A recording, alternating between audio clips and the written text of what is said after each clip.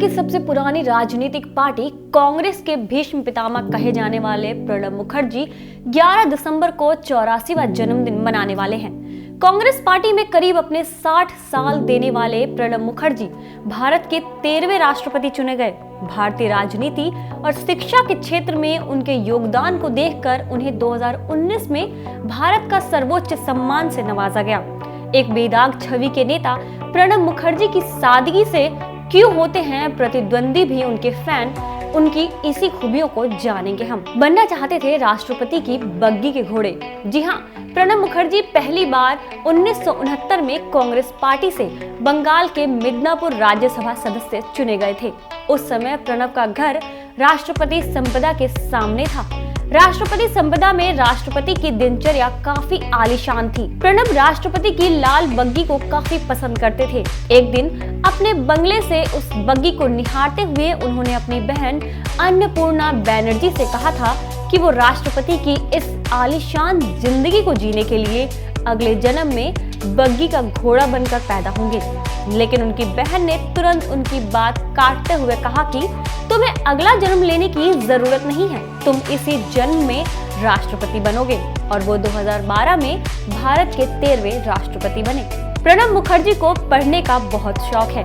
वो एक बार में 3 किताबें पढ़ सकते हैं। लेकिन दूसरी पास होने के बाद उन्होंने अपने मिराती गांव के स्कूल जाने के बजाय गांव से बाहर किरनाहार स्कूल में पढ़ने की इच्छा जाहिर की। लेकिन विडंबना ये थी कि वो स्कूल 5वीं से शुरू होता था। बावजूद इसके प्रणब ने 5वीं के लिए टेस्ट दिया और पास होकर एडमिशन लिया था।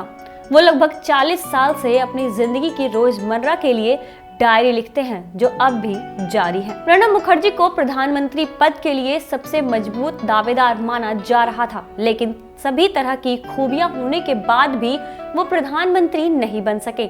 इसकी वजह थी उनका भाषा का ज्ञान। दरअसल प्रणब मुखर्जी को हिंदी भाषा बोलनी नहीं आती है। वो बांग्ला और इंग्लिश के ज्ञाता है, लेकिन हिंदी के मामले में वे थोड़े कमजोर हैं। इसी कारण उन्हें पीएम नहीं बनाया जा सका। प्रणब मुखर्जी को वर्कहॉलिक कहा जाता है।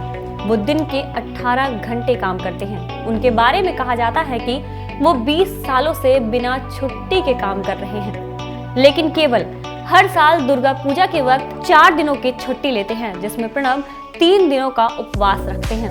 अपने निरंतर काम करने की आदत के कारण वो इकलौते ऐसे नेता हैं जिन्होंने 4 मिनिस्ट्री संभाली: रक्षा मंत्रालय, वित्त मंत्रालय, विदेश मंत्रालय और वाणिज्य मंत्रालय। प्रणब मुखर्जी भारतीय राजनीति के उन नेताओं में से एक हैं जिन पर कभी कोई दाग नहीं लगा, लेकिन वो इकलौते ऐसे नेता थे जिनकी राजनीतिक समझ के कारण श्रीमती इंदिरा गांधी उनसे सलाह लिया करती थी। लेकिन उनकी मौत के बाद राजीव गांधी से अनबन के कारण उन्हें कांग्रेस छोड़ना पड़ा। लेकिन राजीव गांधी को जल्द ही अपनी गलती का एहसास हो गया और प्रणब की नई पार्टी राष्ट्रीय समाजवादी कांग्रेस को कांग्रेस में मिला लिया और प्रणब फिर से कांग्रेस में सक्रिय हो गए। राजीव गांधी की हत्या के बाद प्रणब मुखर्जी सोनिया गांधी के राजनीतिक सलाहकार के तौर पर भी महत्वपूर्ण भूमिका निभा रहे थे। वो सदैव सोनिया गांधी से कहते थे कि जब भी आप किसी तरह की उलझनों में रहो तो ये सोचना कि आपकी सास इंदिरा गांधी इस मौके पर क्या करती और कैसे सोचती।